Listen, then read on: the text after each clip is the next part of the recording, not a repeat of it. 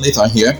In this video, I want to talk to you about how Satan distracts us. Now, when you wake up in the morning and you can see, you can breathe, you can speak, you can move, most of the time we take it for granted because probably the only thing we don't have is money in our pocket.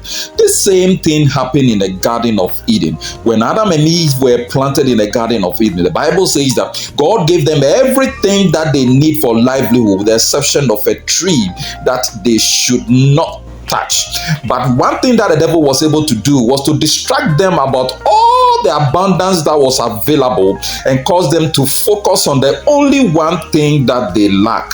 Now, let me ask you, what is it that you lack in your life? Now, if there is one thing that you lack, don't compare it to all the abundance that God has ever created for you. But when you focus on what you have, you'll be grateful to God. I want you to focus on what you have this morning and let blessings be in your life. See you in my next video. Thank you.